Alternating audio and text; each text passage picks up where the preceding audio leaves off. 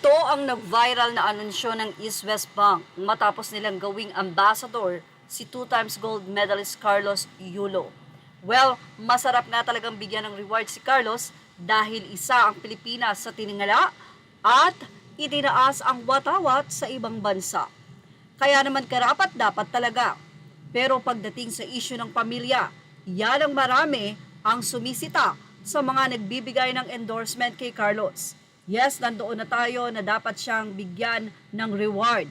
Pero wag din daw dapat isaalang-alang na tandaang pinagsabihan niya ang kanyang mga magulang ng sinungaling at magnanakaw.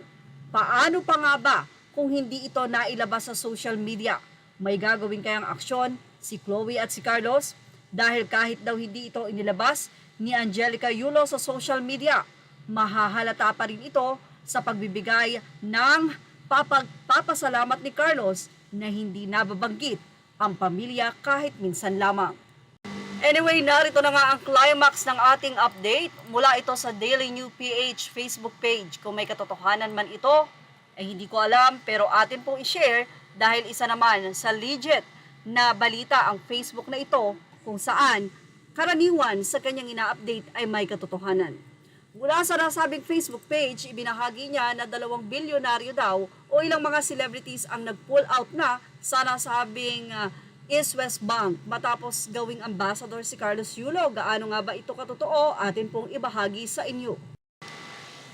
In a surprising twist, the recent announcement of two-time Olympic gold medalist Carlos Yulo as the new ambassador for a Philippine bank has led to significant withdrawals by 2 billionaires, more than 20 millionaires, and other depositors according to sources from various media outlets. It was also discussed during Christopher Min digital show about this story. The move, intended to enhance the bank's image, has raised eyebrows and sparked discussions in the financial community.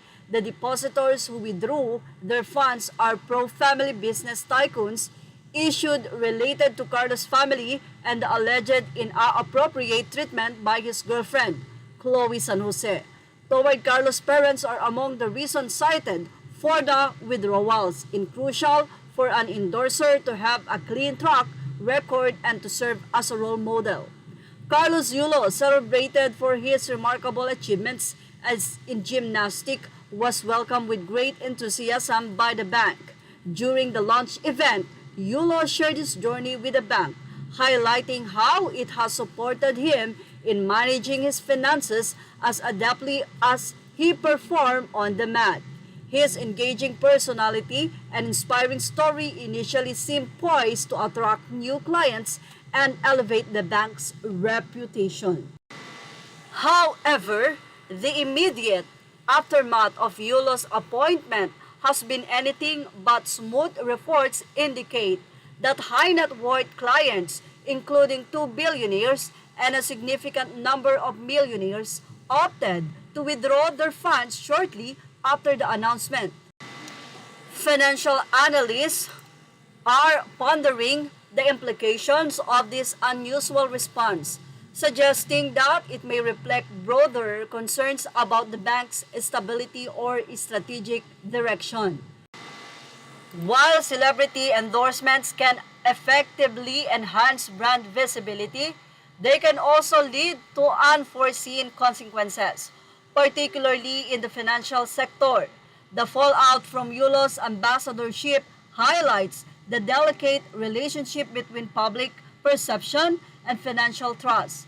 For some clients, aligning with a high-profile sports figure may have raised doubt about the bank's priorities and its ability to manage wealth. As the bank faces this unexpected challenge, restoring client confidence will be crucial. The institution must demonstrate its commitment to stability and customer satisfaction to regain the trust of those who have withdrawn their funds. Engaging with clients and addressing their concerns transparently may be essential steps in the recovery process. The situation surrounding Carlos Yulo's appointments serve as a reminder of the complicities involved in celebrity endorsement in finance. While Yulo's achievements are undoubtedly commendable, the bank must now navigate the ramifications of this incident carefully. As the bank works to assure its clientele, the financial landscape will be closely monitored. The outcomes of this situation could redefine how banks approach partnership with public figures in the future, emphasizing the importance of maintaining client trust and satisfaction above all. Nagkaroon naman ito ng iba't ibang komento o reaksyon at opinion sa mga netizen. Anila, look what Angelica has done for her son. Ito naman ay agad-agad sinalangsang ng isang netizen. Ano daw? Wrong statement. Look what Goldie has done to Kaloy is the appropriate statement. Say ng isa, maldita kasi si Blondie at Ebal. Ayon tuloy, ikaw ang sigawan ng anak na magnanakaw. Sumagot lang ng tama ang nanay, wala silang kasalanan. Where is your mind? At sabi nila dapat daw basahin ang story at nang makita ng nagsabi nga pong kasalanan daw ito ni Mrs. Angelica Yulo. Sabi nila, a mother in her right sense will not grab her son's popularity because of money. I am not saying Kaloy is right, but if he grew up in his mother's love and care, he doesn't need to behold. Love begets love. Pagtatanggol naman ng isa pang netizen na nagsabi nga na kasalanan ito ni Angelica Yulo. Say naman ng isang netizen na isoli na ang 11 million. Di sila nagkaintindihan dahil ang purpose talaga ni Chloe ay mag-away ang mag-ina. Tagumpay na siya, ano pa, ang kasalanan pa din ba ng ina? Say pa ng isang netizen, if I have millions in East West Bank, dangan at wala, I will do the same, transferring my account to other bank. Wala namang statement na nilalabas ang East West kung may katotohanan ba ang balitang ito na inilabas din pala sa Christy Fermin. Yan ang ating Showbiz Now update. Thank you for watching. Images are all credit to the rightful owners. Thank you for watching Showbiz Now.